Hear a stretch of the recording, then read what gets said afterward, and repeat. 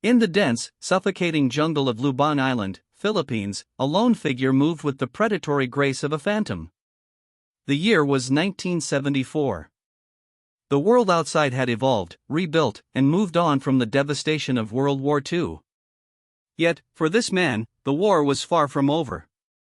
His uniform, though tattered, bore the insignia of the Imperial Japanese Army. His rifle was meticulously maintained, his mind honed by nearly 3 decades of relentless vigilance against an enemy that, in reality, had long since ceased to exist.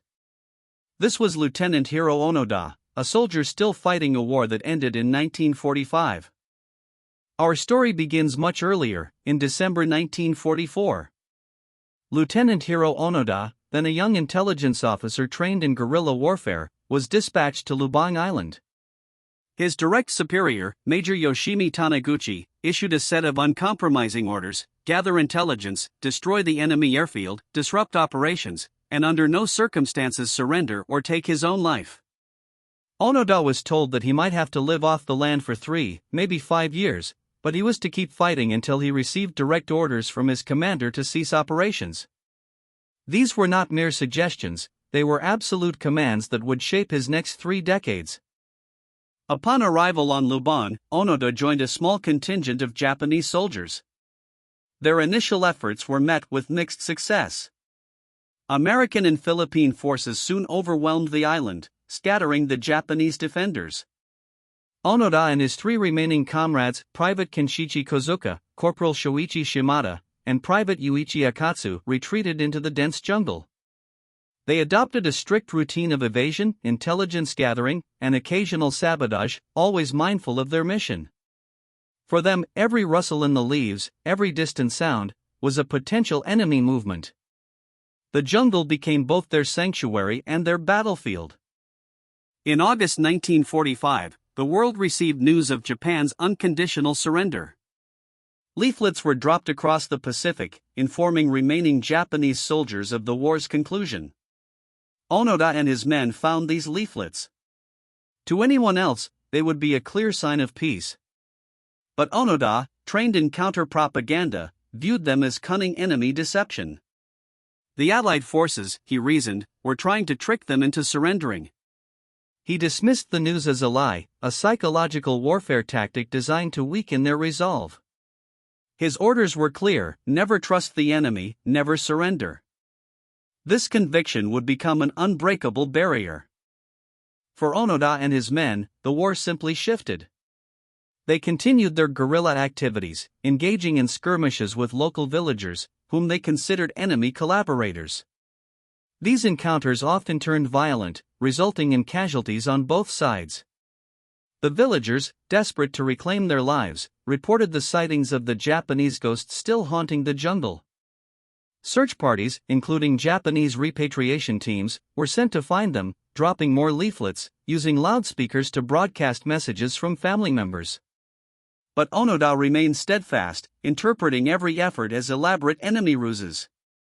The fight, in his mind, was very real. The group's first crack appeared in 1949, when Private Yuichi Akatsu, after 5 years of jungle life, separated from the others. After 6 months alone, Akatsu finally surrendered to Philippine forces in 1950. His capture led to renewed efforts to convince Onoda, Kozuka, and Shimada that the war was truly over. Letters from Akatsu, photographs of their families, and even official Japanese government documents were dropped into the jungle. Yet, the remaining 3 remained convinced it was all a sophisticated trap. Akatsu, they believed, had either been coerced or was part of the enemy's scheme. Their resolve hardened. 4 years later, in May 1954, tragedy struck again. Corporal Shoichi Shimada was shot and killed during a shootout with a local search party near a coconut plantation. Onoda and Kozuka managed to escape, but the loss of Shimada, their comrade of many years, was a profound blow. Despite the mounting evidence that they were alone, and the world had changed, their interpretation of events remained fixed. They believed Shimada's death was a casualty of an ongoing, ruthless war. The jungle had claimed another, but their mission, their duty, compelled them forward, 2 against a perceived world of enemies. With only Onoda and Private Kozuka remaining, their isolation intensified. They perfected their survival skills, living entirely off the land, constantly moving, building concealed shelters, and meticulously maintaining their aging weapons. For nearly 2 decades, from 1954 to 1972, they were an almost mythical presence on Lubang Island. Every year, new search parties came, dropped more leaflets, broadcast more messages, but to no avail. Onoda's resolve was absolute. He saw every attempt as a test, a trick by a cunning enemy to extract information or capture them. Their commitment to their orders became an almost sacred pact. The year 1972 marked another tragic turning point. After 27 years in the jungle, Private Kenshichi Kozuka was killed during a shootout with Philippine police while setting fire to rice paddies, an act of sabotage they believed was still vital to their mission. Onoda was now truly alone. This loss was devastating, leaving him as the sole sentinel of a forgotten war. Yet, even in his profound loneliness, Onoda's conviction did not waver. He remained hidden, his routine of surveillance and evasion unbroken. He was the last man standing, fulfilling a mission he believed was still of paramount importance to his emperor and his nation. 2 years after Kozuka's death, in 1974, a young Japanese adventurer named Norio Suzuki arrived on Lubang Island. Suzuki wasn't interested in wealth or fame. His eccentric quest was to find Lieutenant Onoda, a panda, and the abominable snowman, in that order. He wandered the jungles, calling out Onoda's name, leaving behind Japanese newspapers and letters. While many considered it a fool's errand, Suzuki possessed a unique blend of empathy and persistence. He understood that Onoda wasn't just hiding, he was performing his duty, and only a genuine connection could break through decades of ingrained mistrust and isolation. After several days of searching, the improbable happened. Norio Suzuki, guided by sheer intuition and a bit of luck, stumbled upon Onoda. The scene was surreal, a modern, long-haired Japanese student facing a spectral figure from a bygone era. Onoda initially mistook Suzuki for a new enemy operative. But Suzuki, unarmed and displaying no aggression, slowly built a fragile bridge of trust. He explained the world had changed, the war was truly over. Yet, Onoda refused to believe him. His orders dictated that he could only surrender if his direct commanding officer gave him the command. Onoda's condition was clear and unwavering: he would not surrender without explicit orders from his former superior, Major Yoshimi Taniguchi. This was the core of his absolute devotion to duty. Suzuki understood this profound commitment. He returned to Japan with news of Onoda's discovery, igniting a media frenzy and a desperate search for Major Taniguchi.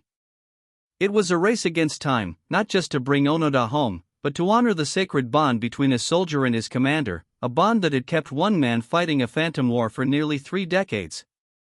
Against all odds, Major Yoshimi Taniguchi was found. He had long since left the military and was working as a bookseller. Upon learning of Onoda's unwavering loyalty, he agreed to travel to Lubang. On March 9, 1974, Major Taniguchi, now an aging civilian, stood before his former subordinate, a ghost from their shared past. The scene was fraught with emotion.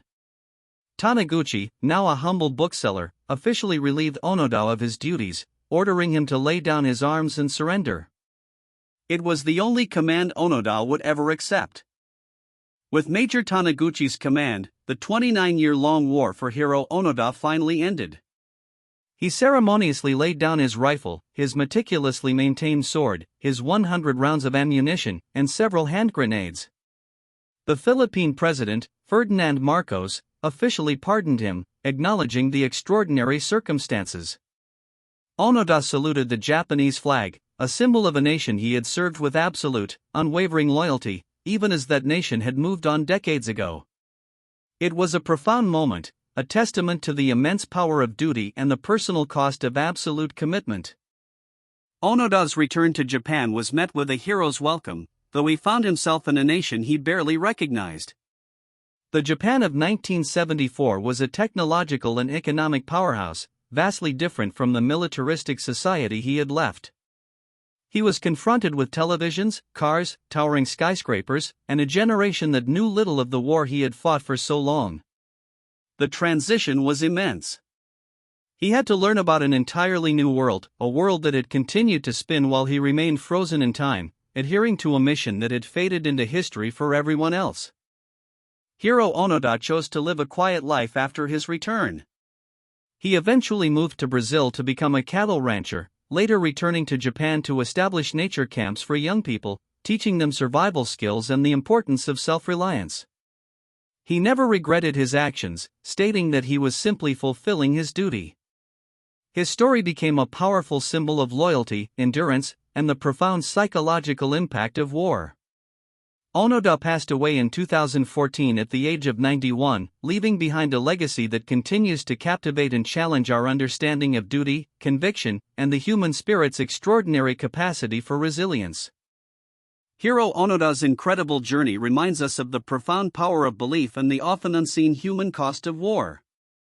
For 29 years, he was a living embodiment of the never surrender ethos, a man whose mission transcended the official end of conflict. His story is a poignant testament to the unwavering commitment of a soldier to his orders, to his country, and to his comrades, even when the world around him had long since decided the battle was over. It is a tale that compels us to reflect on the nature of duty, memory, and the extraordinary lengths to which the human spirit can be pushed.